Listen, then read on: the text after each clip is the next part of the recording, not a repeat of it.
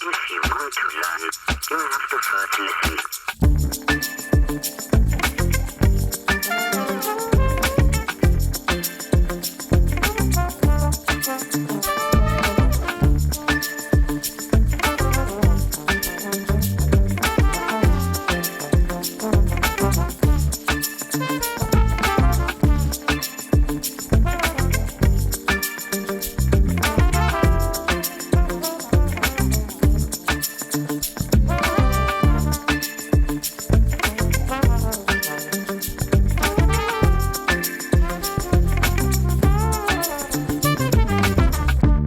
Hey, welcome to episode 14 of Matt O'Donnell Wants to Know, a podcast to feed our curious minds. I'm Matt O'Donnell, and I want to know who you are, I want to know what you do, I want to know if you can say triskaidekaphobia 5 times fast. I want to know what matters to you and why. I've spent the past 15 years as a professional bass player. That means I've covered a lot of miles and talked with a whole lot of people. I've found that the person deeply interested in a topic is often more interesting than the topic itself, and the bigger picture is found in the details. That makes for a fantastic excuse to share conversations with people who I think are great. This time on the podcast, you'll be hearing a very special talk with my mother-in-law, Donna Peterson. Don't worry, though. Worry? Why would you be worried? Anyway, it's not the kind of talk you'd expect from saying I'm having my mother-in-law on. Donna is the Director Liaison with Ready Start Tangipahoa, which is an early childhood coalition that consists of Tangipahoa Parish public schools, Head Starts, and childcare centers. Down there in Louisiana, by the way, parishes are what the rest of us normally refer to as counties. Prior to that job, she spent approximately 30 years as the director of Kids World in Ponchatoula, Louisiana, which has now renamed itself as Ponchatoula Prep Academy. And before that, she was just by all accounts, since I wasn't there yet, a pretty kick-ass mom. In this talk, you'll hear about how she went from being just a pretty kick-ass mom to founding and being the longtime director of Kids World, and then transitioning out of that into working for the Tangipahoa Parish. So the talk that you're about to hear is actually the pilot episode of Matt O'Donnell Wants to Know. Sometime last summer, Donna was here visiting with us for about a week, and I had just gotten my studio treated with acoustic treatment and was gestating this idea of the podcast and working on all kinds of things that were going to bring it up to speed to present you the show that you're hearing now and for the past 6 months. One of those afternoons, I was just looking to test drive the studio as a podcast producing facility, and I had Donna come in and just told her to throw on some headphones and we'd have a little chat, and I don't think that she was at all expecting that I would commit her to a serious conversation about childcare and her role in providing it and also helping to shape other providers now throughout the Tangipahoa Parish. I had no doubts that it would turn out to be a really great chat, and of course it did. So while I refer to it as the pilot, it is a bona fide chat with someone who really knows what they're doing in their field. It's been sitting on the work hard drive for the show ever since, and I always knew that I could grab it when I needed it. But then when this one was coming around, I thought to myself that it was a very good opportunity to have something pretty different, something outside. I get kind of giggly at the thought of having something outside the normal sphere of things that I'm predisposed to talking about with guests. It does make me feel good, though, to hear a talk from before episode 1 was ever taped and know that while it is definitely a little more rough around the edges in terms of the way that I ask questions or follow up on things, that the proof of concept was pretty much really already there. As for the talk itself, there is never a bad time to think about how we nurture and educate the next generations of citizens of the world that are coming after us. in having someone sit down with me to talk about it, I couldn't have asked for someone better than Donna, who has constantly been lauded and awarded and valued in her approach to early childhood care. It is simply a bonus that the person that I'm talking to about that happens to be the person that will be the future grandmother of my children. So let's get right into it. This is my discussion with Donna Peterson.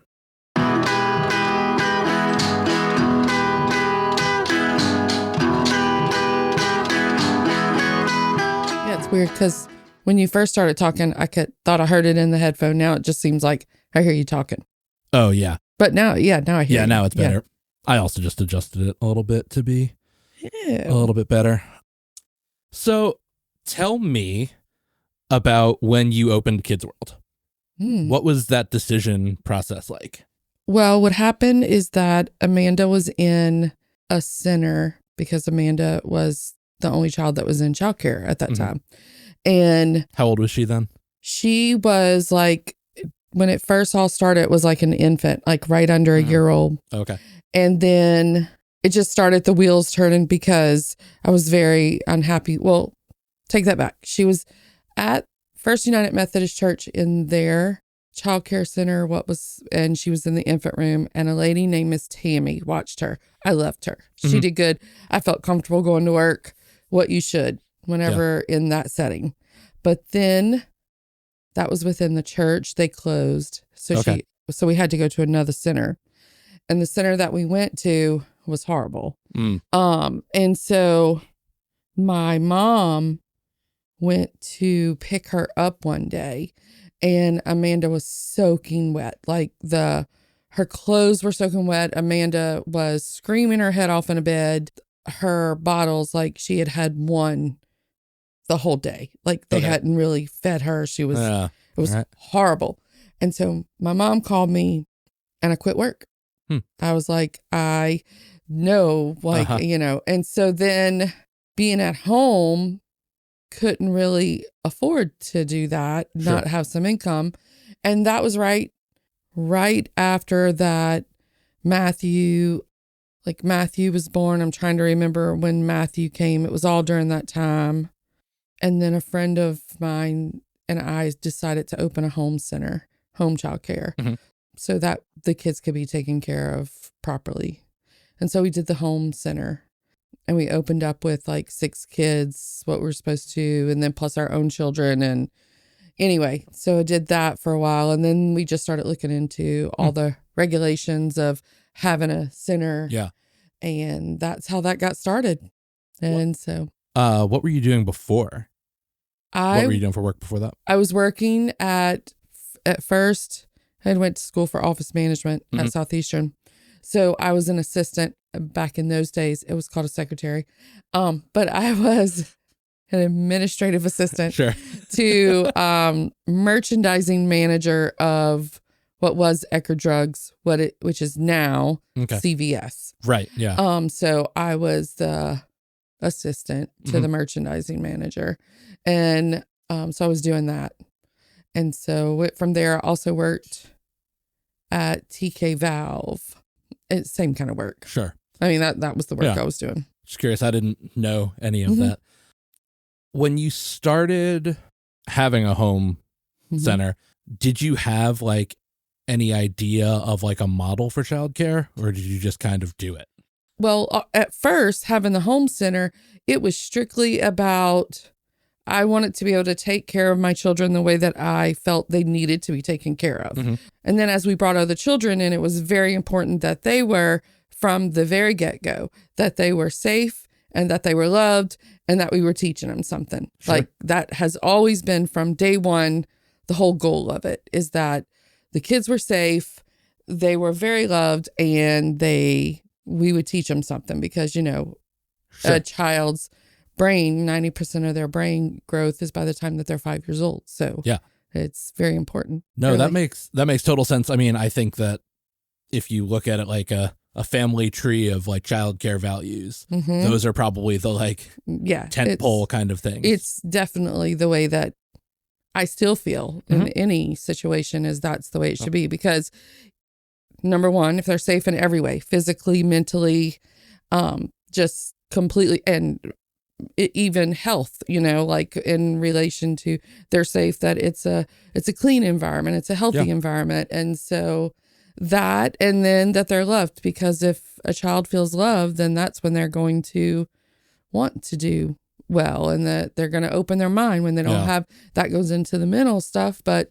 when they feel that love, whether that's from parents or teachers or whomever, and then you teach them, and then that just naturally falls into place. Yeah. The reason I ask about having, if you had like some idea of what that sort of like value system would be like, is obviously like, you ran Kids World for an incredibly long time, and now you're, working for the state that way, or, Parish, the parish for that way. Yeah.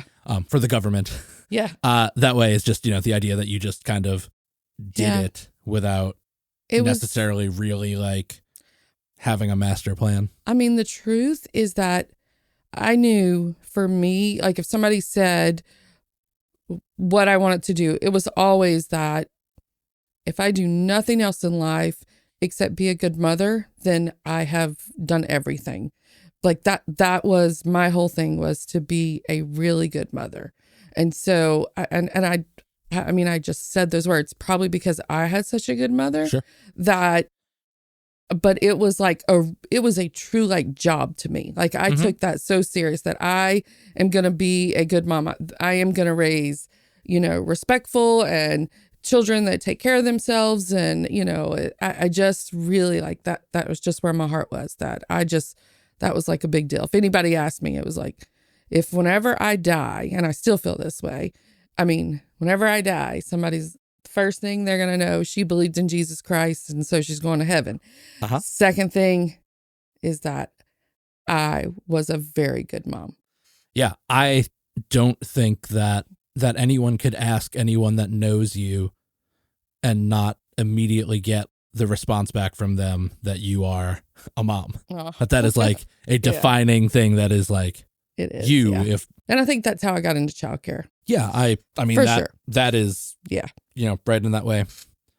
I think something along those lines that I'm not, or that is like the sort of the next logical thing that I think of, though, is from a business standpoint, from that, like once you have Kids World open and, you are running a business and you need to pay the bills for that business, and running a business is, a whole lot of bills. Right. That's sort of, yes. At first it is a whole lot of bills. How do you, I don't know if entice is the right word, or convince, or how do you necessarily maybe reconcile the idea that you left work to take care of your kids and start this, and then that, inevitably for business, you have to convince other people to not take care of their kids a way. I mean, that's sort of a callous way of looking at it, no, but say, for sure. Like, I want you to not take care of your kids and let me, us take care of them.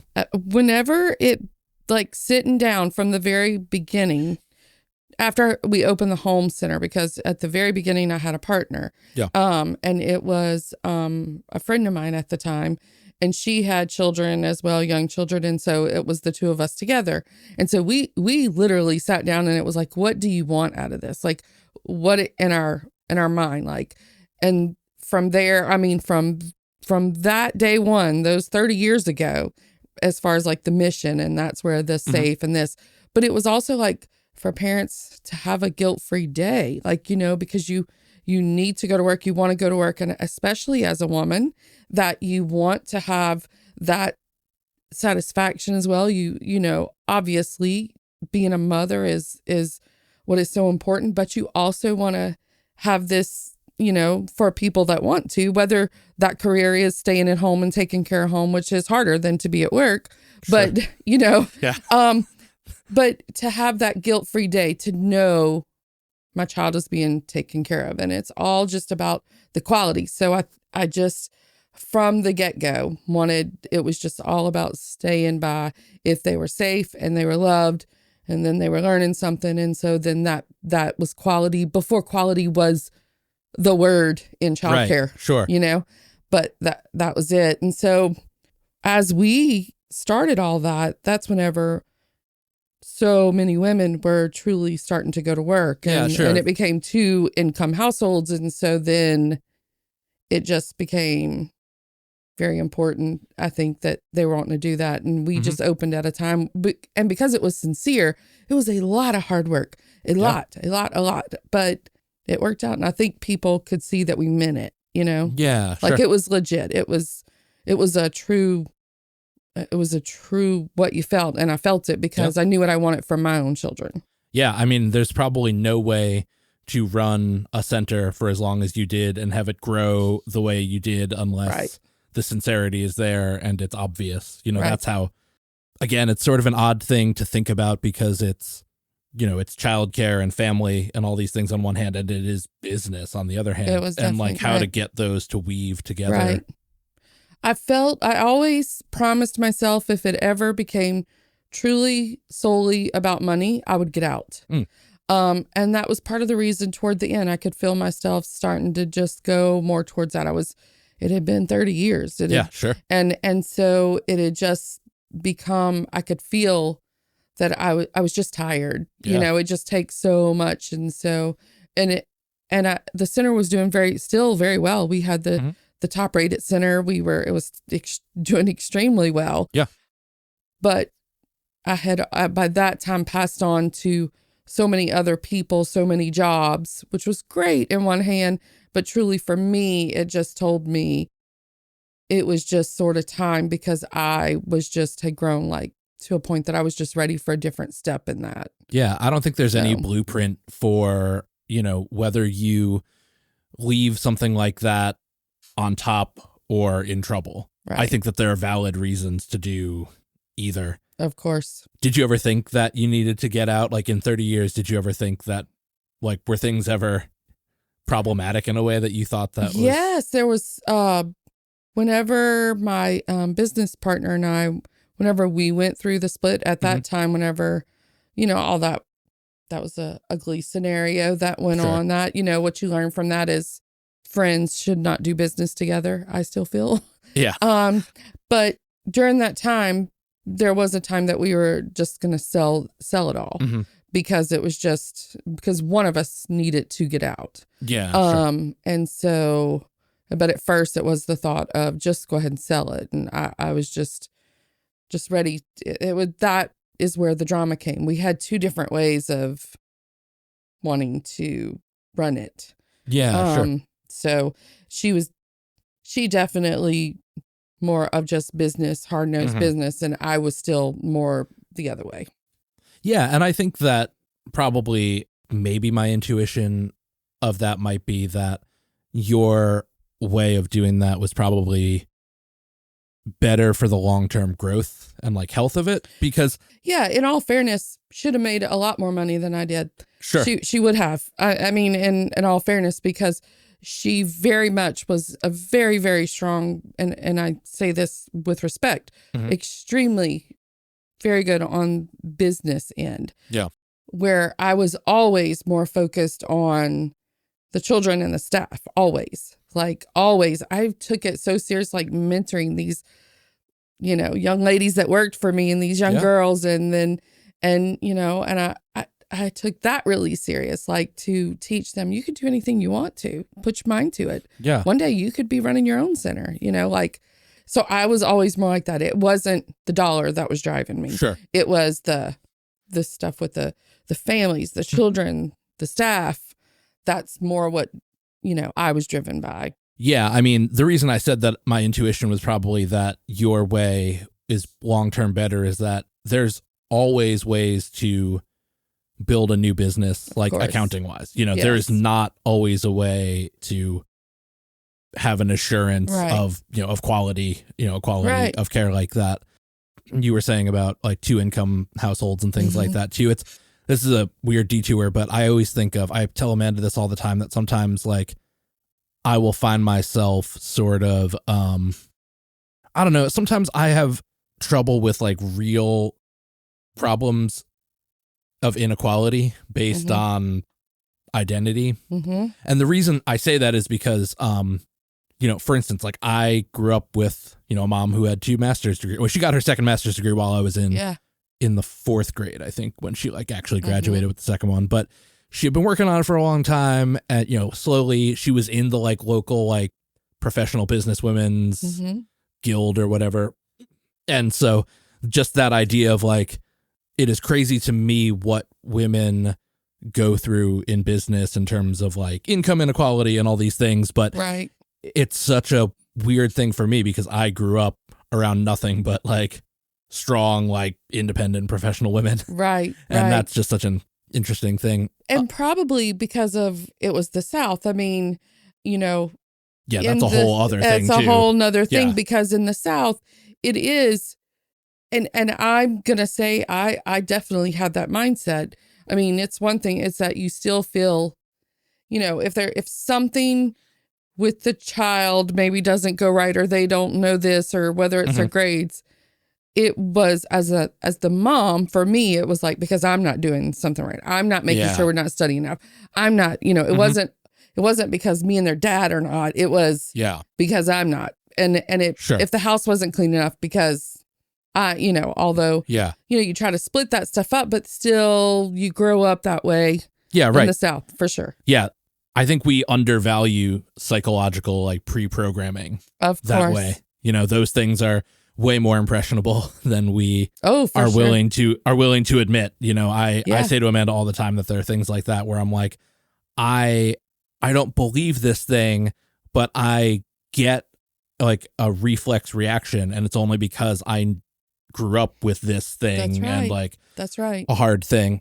So how did I guess it's easy to think of how being a mom influenced how you worked at Kids World, but how did what you were doing at Kids World then influence you back as a mom? Oh, wow. Well, the fact that I always had my children with me, because when me and Danny divorced and we did so well co-parenting, we really did co-parenting, but yet the kids were always at the center before school or after school until he got off of work, even on his days and stuff. So the center enabled me to be able to do so many things as a mom that I wouldn't have been able to because I never missed a field trip. Because I was in industry and I was lucky enough to be in that situation that I could make sure that I didn't do that. But seeing other children with struggles made me even more adamant. I think that's why I was so adamant that whatever we had to do to be great co-parents versus because I saw some really horrible, sad situation stuff. You just did over the years. I mean, saw some heartwarming, warming, funny. It was just been a great thing, really. But also some really sad stuff that just reminded you of getting back to the basics and even with. And through that, I went through a lot of classes with children. I mean, from behavior management to, I went to so many classes about all that. And that really affected me, not even like what the values were at the center, but also for me as a parent, because it would remind me, it was like, if I do everything for them, they're never going to learn to do for themselves. If I fix things, I can remember Emily, wanted pizza. And you may have heard this story, but, she wanted pizza one night. And so I was like, okay, that's fine, but you need to call. That was back in the day we called. And I was like, you need to call and order the pizza. And she was like, I can't do that. And I was like, yes, you can. And she said, Mom, just like, come on, Mom. And I just said, no, you're gonna have to know how to do this. You can call, and order, because that's when we paid when they came to the door. And I was just adamant. And she was just like, Mom. And so finally I said, then you don't want pizza bad enough. Now, when I think back, she might have been 8, 9 years old. I don't know. She was, like maybe 10. I don't. But I was just like, honey, you've got to be able to call them and say that I'm ordering maybe she was a little older. I can't recall really. But I just stuck my ground.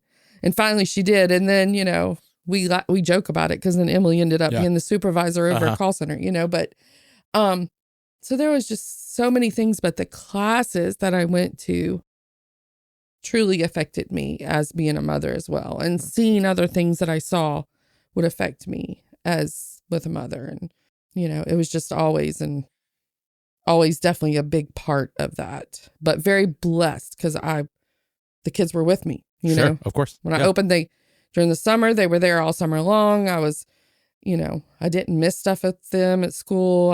So it was just a win-win for me. That's the way Amanda tells that is that, that a big part of you doing that was then you could just have them around. That's right. That it was sort of like, it was secretly like a place. After school they came, I could look at, because I would be at work, so I'd still be there, but I could be checking on their homework. Yeah. They'd be in with the group doing their homework, but I could go and check, bring it to me when you're done so I can make sure. Yeah. And I got free food, daycare food. Yeah, of course. There's always that. Not that's probably why Amanda, we talked about this last night. Yeah. Amanda, because she either had to learn to cook or she didn't want to eat the childcare. Yeah, she will always say that. Yes. What do you think, like based on seeing so many children and probably getting like a very good sort of automatic feel for how they're being parented, mm-hmm. what do you think are, the ways in which parenting has changed? And since it's been a long time since you've had young children and, based on like what you see with a continual flow of children that. Yes. The number one thing that I've seen is that it's very, very sad. Everybody is so attached to their phones mm-hmm. and to stuff that parents, whenever they're coming in, they're on their phone, mm-hmm. Coming in to get the child, and they're like, come on, let's go. And then they're handing them because device, it wouldn't be allowed, a device, because that wasn't allowed at center, handing it to them because that just makes life easier. So they're not having the talk or whatever. And then also parents, because it has become so much easier to just go that way. I also found that it was less of there was just things that were not deal breakers. Here's the rule, this is the rule. I understand, I know we've joked about I bring this up, but like when Amanda got punished because she was late coming home from church. Yeah. And, my friends gave me whatever, but it still came that's the rule. And the children, we have to learn. And so there's a discussion that can be had about it. But when you left the house, that was the rule. And if you're as a teenager driving a car or whatever, but it's also with little ones, maybe there's something to be discussed after that. But I don't know. I wouldn't by now. I say that I don't want to sound like I was a horse's ass, because I wasn't by any means. I don't think because we could always talk. But I feel like parents now, it's just whatever's easier. That's what I see. It's just it's easier, and it's wonderful, and it's when you see parents that are just still, even no matter how hard it is, no, you're not going to get that. No, come on, we're going to go in the, mm-hmm. No, like because it would be easier, because I've seen children throwing a fit because they want to play a game on a phone. Yeah. And a parent saying, no, remember, you're not having screen time until after, blah, blah, blah. And so I think that is just getting, it's been more prevalent, the end of this journey, all these years, mm-hmm. that I see parents that are just becoming less. And so and that's heartbreaking. But I think it's, it's also because everybody, now it's really everybody's even more busy. There is more equality, and a woman is more, but still, That was going to be the thing I was going to bring up and this is, because I have a totally different perspective, because, mm-hmm. We don't have kids yet, and we have a fair amount of friends with kids, but mm-hmm. most of them are really young and things like that. But in the world, the way that work is now and technology is now, parents have more that is being expected of them from their work and things like that. And it's not necessarily a conscious, selfish thing. Right. It's sort of like a being pulled at both ends. Of course. And that difficulty. Of course. And it has just become so much easier. And it is, Because if you're then, I mean, like, you're coming in and the parent is wanting to have conversation or on the phone or whatever it is, the child will get involved in that screen time, Right. So Yeah. So I guess that's the number one thing that I have seen. And also, I guess that comes through also with that. Children now, it is a very good thing that there's a way more open communication, that it's not just because I said so.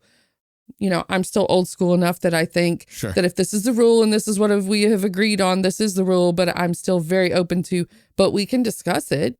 Yeah. And, okay, tell me why. Like, because there's going to be times that you don't agree with something, but how's the right way to go about it? You can't just decide I'm not doing it because I don't like it. That's not how society works. That's not how life works. But it doesn't mean don't say your view, and it doesn't mean don't try to change something you don't believe in. It means there's a right way to go about it. So let's teach you that. But just from what I've seen is also where that's been toward the end. That's what I saw was a lot of the, I think if we could have taken away the electronic type stuff for a while. I'm definitely against that so much with young children. Yeah. It's funny you say that because Amanda is so worried about that with me as a dad that like so much of my sassiness with adults and authority is based on the fact that like I could justify like an argument as to why, I thought something wasn't like right or wrong. Right. And so she is so worried that I'm going to teach our kids that and she's going to have to deal with that.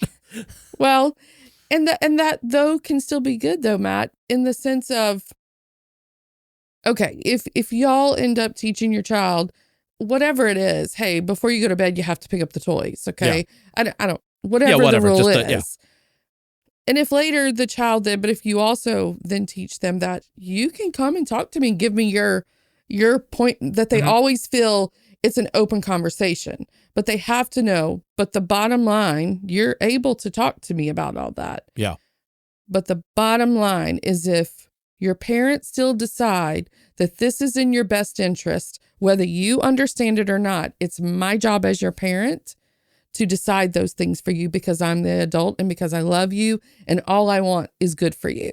Yeah. So and I think just having it more like, honey, it's not a right or wrong. We are truly trying to decide what is best for you and as the parent and as this, but absolutely, because sometimes, okay, I'm listening, and there would be times, okay, you're right, we could change that.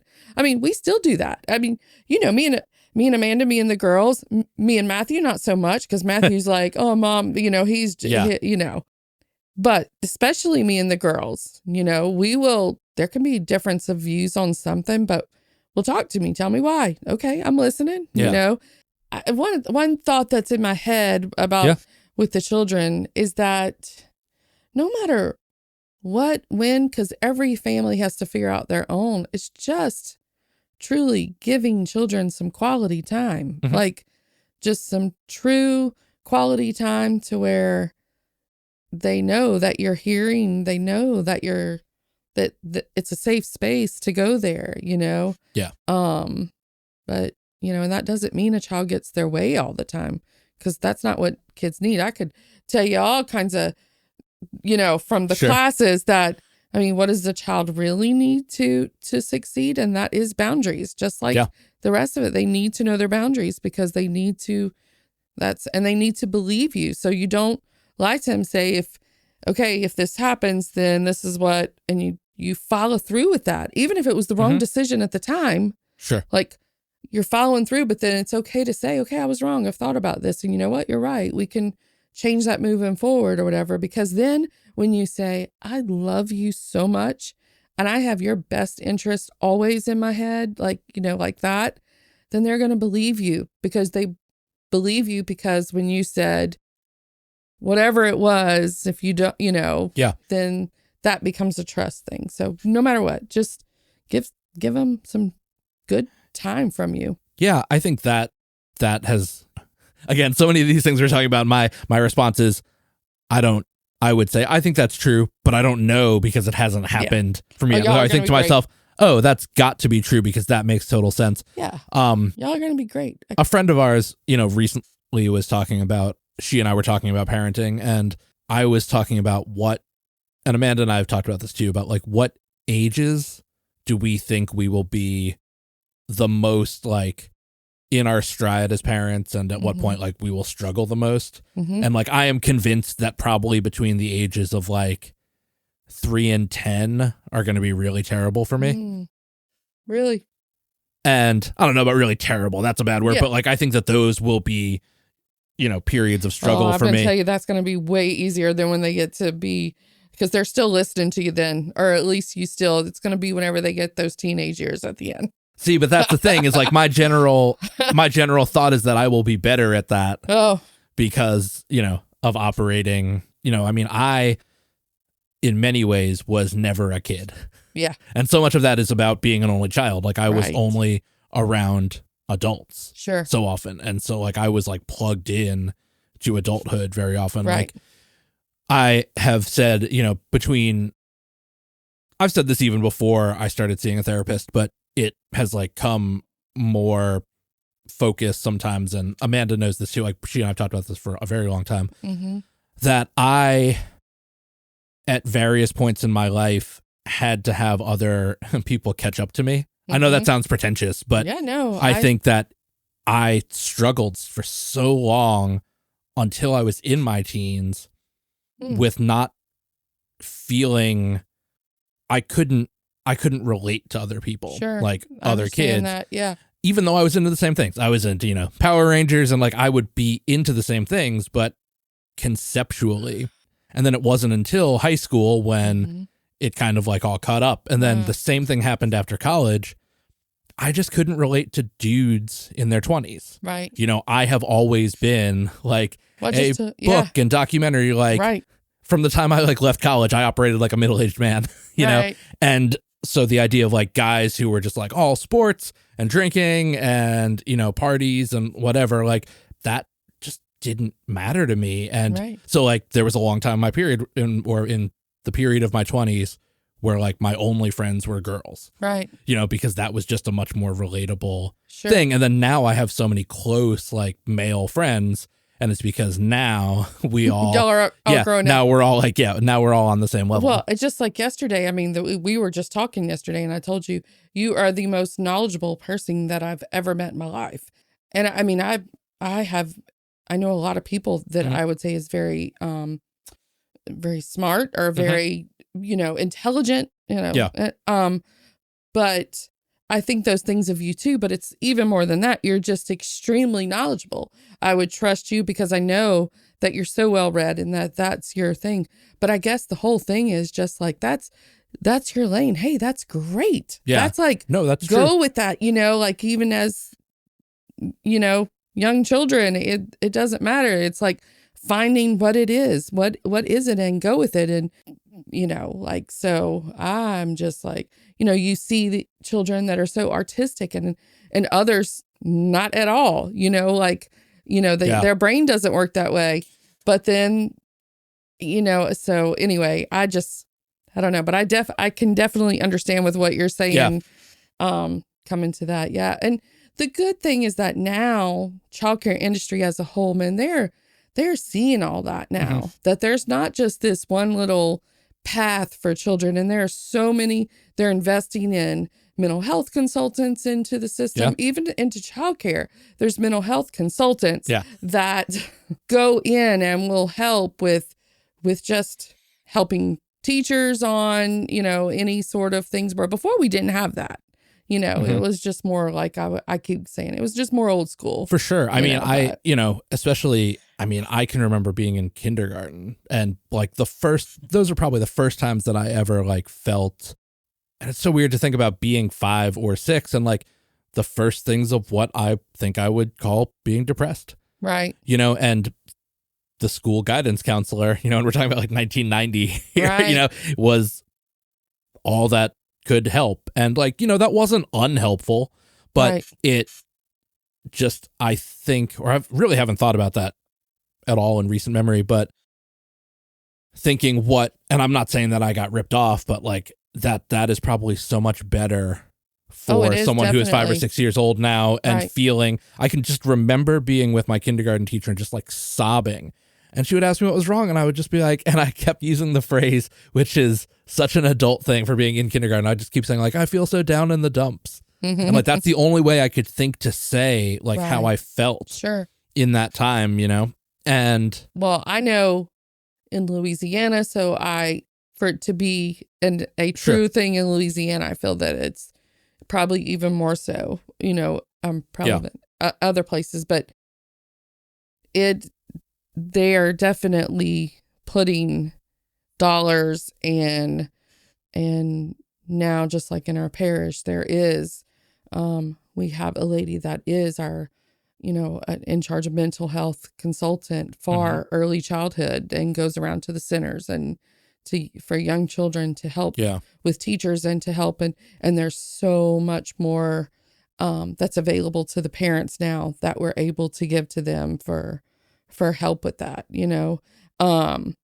so it definitely, again, I'm going to go back to spend some real quality time. And if it is that reading is what your child just absolutely love, then sit there and read with them every single day, if that's what it is, because then it makes it okay and all. And now there's so many other options too for different types of ways of learning and teaching, homeschooling, doing that. And, and then you're getting your children around groups that they feel that they're thriving in, so that they do feel part of something. There's a lot more of that as well. Yeah. Something you mentioned, and because this is not to step into politics, but you brought this up and I thought that it was interesting. The way that I vote is sort of like, I have a few, like a short list of like core things that I wish that I would get out of people who govern.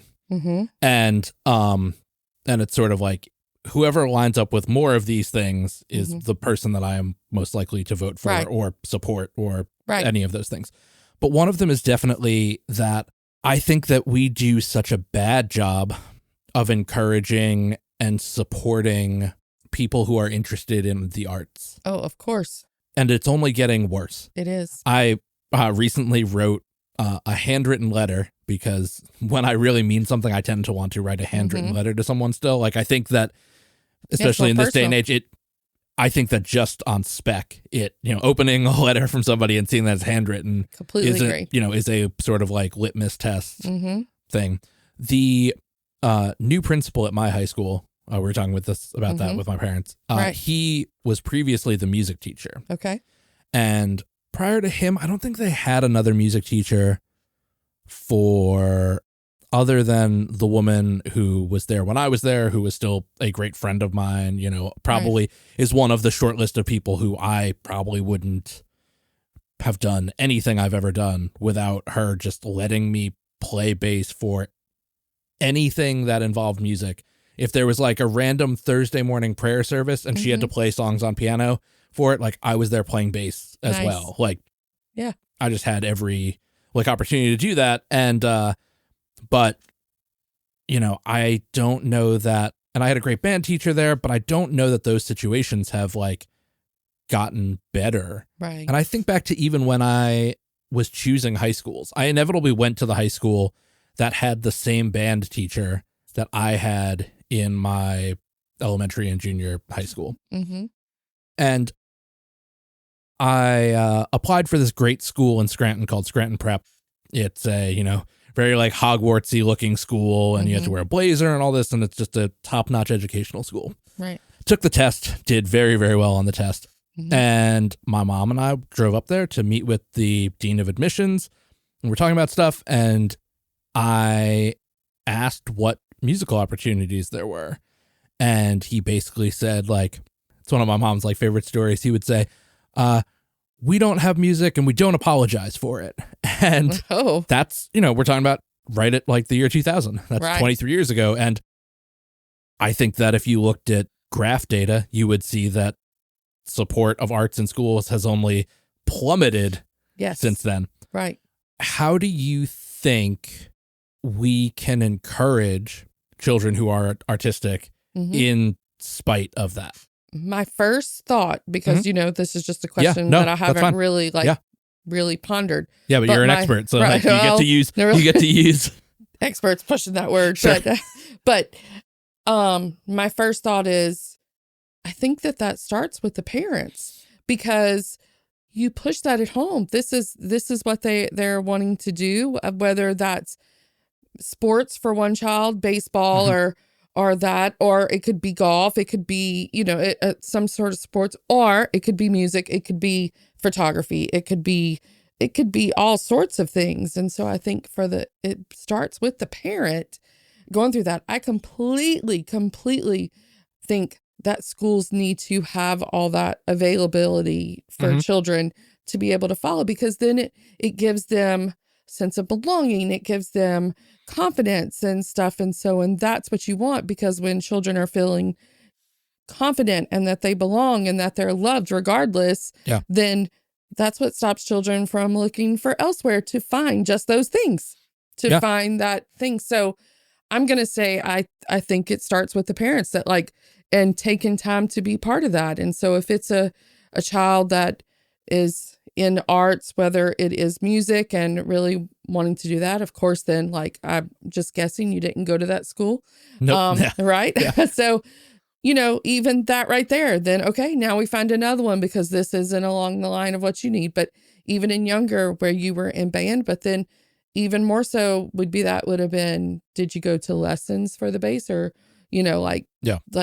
maybe seeing that sort of thing. Or I know even in Ponchatoula, they have there's a local lady that has started, there's acting and stuff, and she involves little children in it and stuff. And so, and they'll even have, music up, and people they're doing their own music. And so I'm more of a person that puts that responsibility more on the parent. I do think that we, as society, we have to keep promoting that and working toward that or whatever.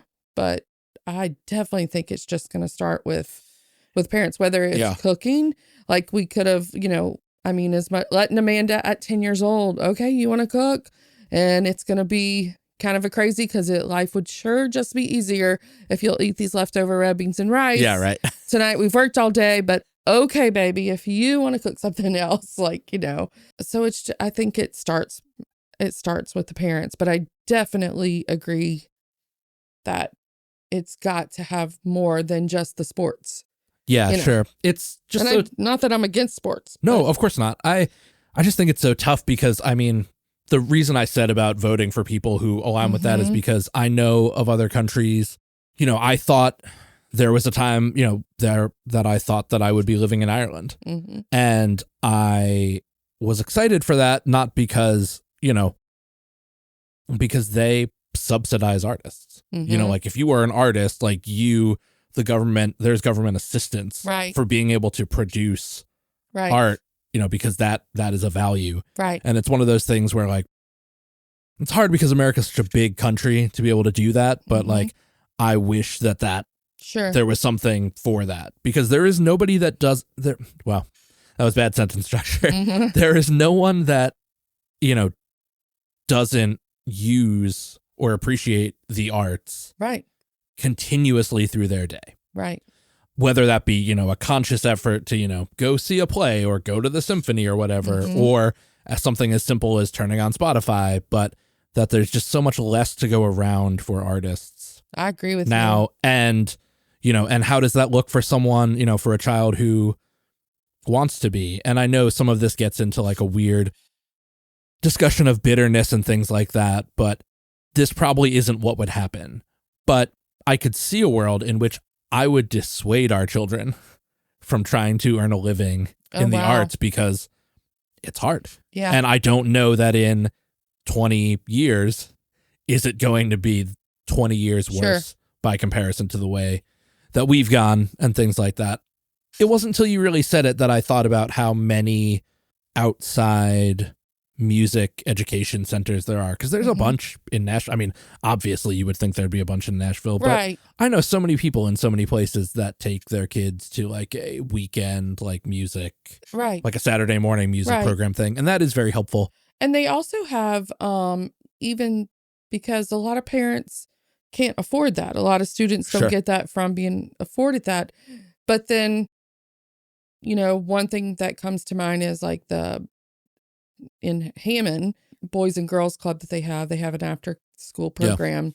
And I've seen that they have brought musicians in to just let them, people that are volunteering their time with that.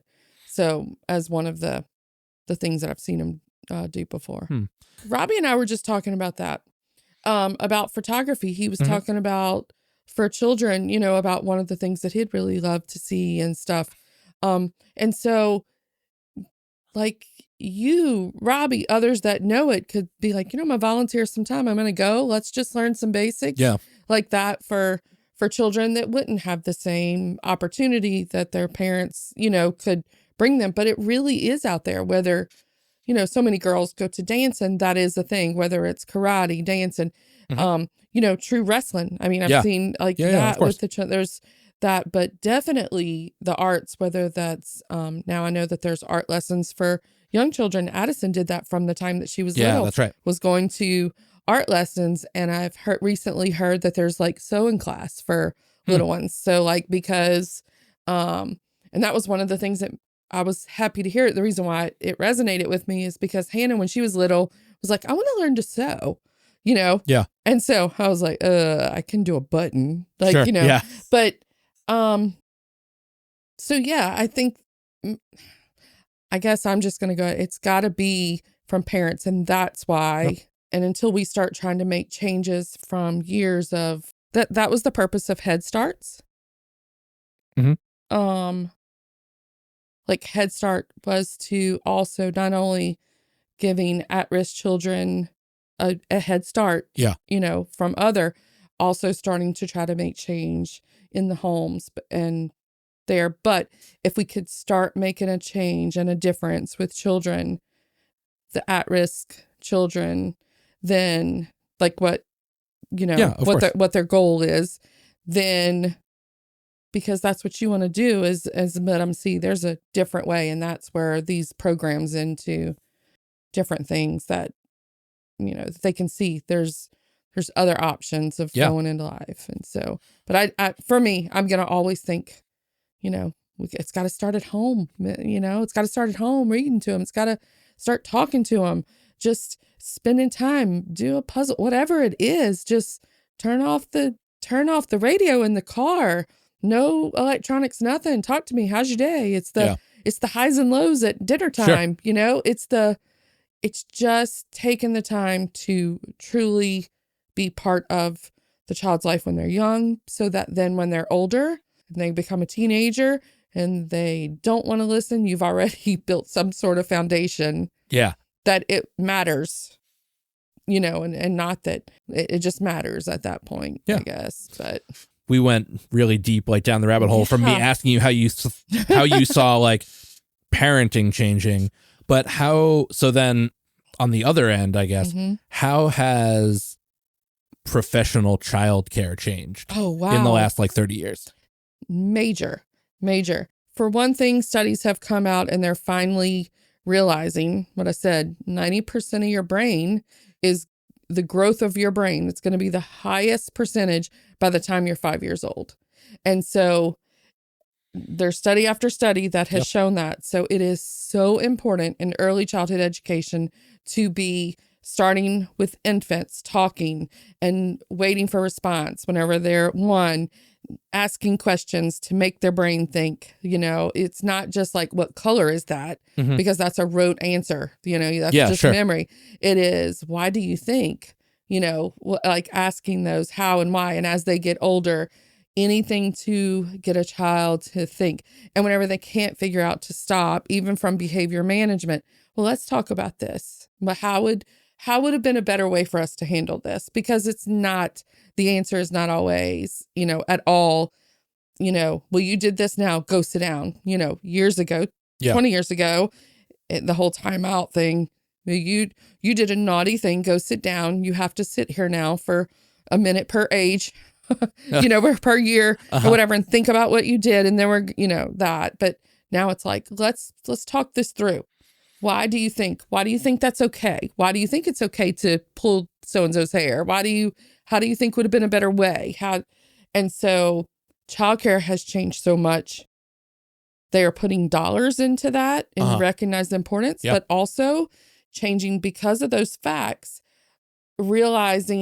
changing to where childcare and that into those early years that they are true professionals and starting to treat them as such, because it really is when you recognize the importance and what is all on people that are with the children, the majority of their wait time, then it is to put money into that, and they have.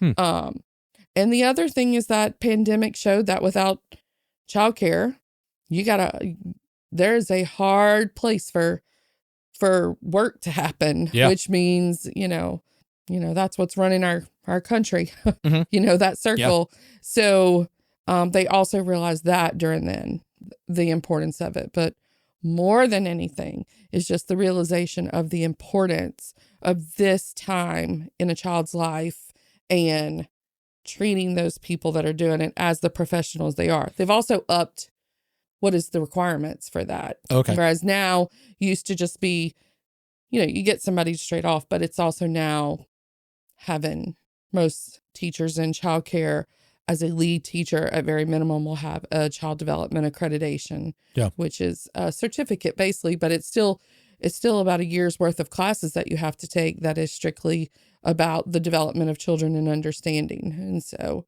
they're working towards that as well. Yeah. Okay. So hopefully maybe my last question, but thinking of something that you just said, because this is something that I struggle with a lot. Mm-hmm.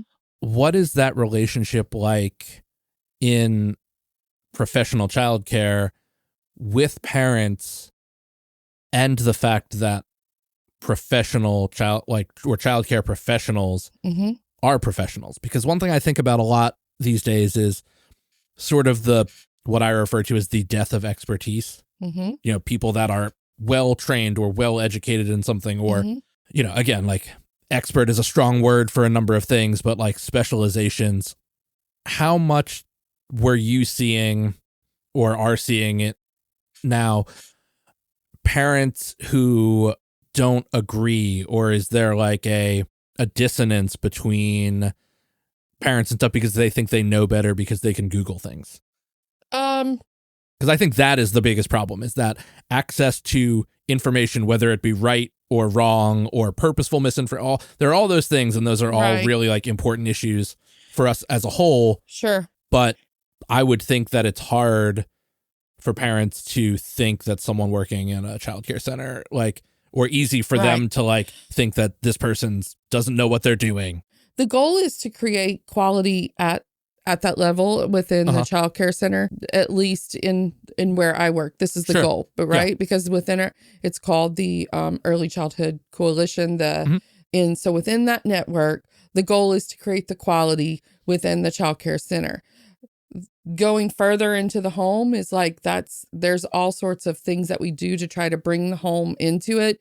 And the state has made a lot of things available to parents that they can just log on.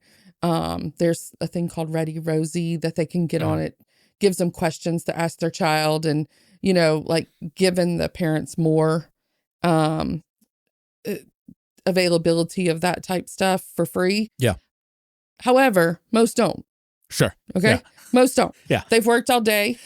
They're going to come home, and then you still got to get dinner, and you still got to get baths, and there's just a reality of what life is after that. However, the goal right now is let's create this environment that they're in all throughout the day, because it's been proving. So that's where it all is. As far as I find that most parents want good for their child, but they're really okay with putting it on that a lot, or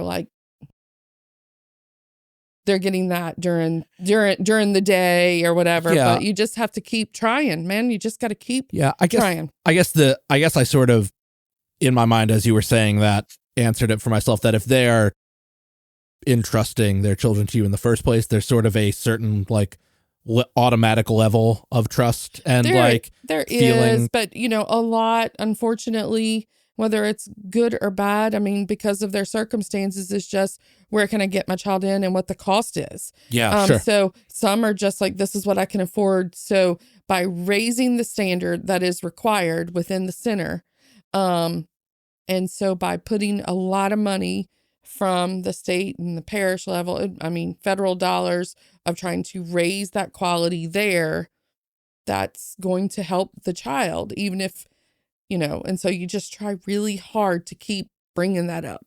Yeah. To keep bringing that up the quality. That makes sense. Okay. This would truly be the last, because it is the sort of obvious or ending point. What do you think the most important things still yet to be done in professional childcare are?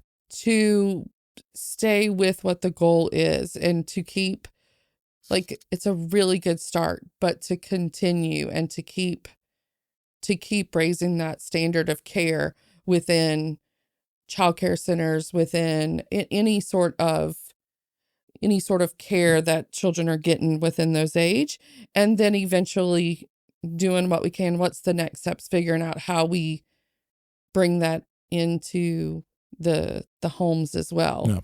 Yeah. It's just all about trying to get the real information out. And lucky, y'all will be parents that really matters to, and you want to believe that a lot feel that way. However, there's a lot that just have been brought up in a way that they don't know to feel differently. You know, that instead of being judgmental of that, being, what can we do to help that? Because at some point we have to change that cycle. It all starts with the parents. It all starts with the village, the child's village, whether, and I say parents, the guardians, is that the grandparents, is that the parents, is that the sister that's having it, whatever it is, it's the guardians, where you're just trying so hard. And instead of being judgmental on things, let's look at it as, well, how can we help that? What can we do? And so I just think stick to that, stick to trying to just keep raising the bar and teaching and making a difference there. Yes. And y'all are going to be wonderful parents. Well, here's hoping. All right. Well, cool. Thank you for chatting with me. Yeah. I got to talk about childcare. Heck yeah. I can talk about that. What a really great chat. I'm so happy that I was able to share that with you. Thank you so much for being here. As I always say, if this is your first, 5th, 12th, 9th, 3rd and a half, yeah, that's for all you I forgot to listen to the other half of that episode kind of folk. I am a podcaster, so I am obliged to tell you that it would mean the world, the galaxy, the cosmos to me if you share, subscribe, rate, review, anything you can do for this show. If you're looking for the show on the interwebs, Instagram is where you can go and find that at Matt O'Donnell Wants to Know. My personal page is at Matt O'Donnell. If you want to write something into the show, questions, comments, concerns, a little bit of spam, you want to get something in the spam folder, that is Matt O'Donnell Wants to Know at gmail.com. Lots of exciting things in the works. Some guests coming up that I am very excited about. But if we're being honest, that's going to do it for this time. So take care of yourselves. Have a great time. It's 4th of July week. And remember, the best answer to a question is usually another question. See ya!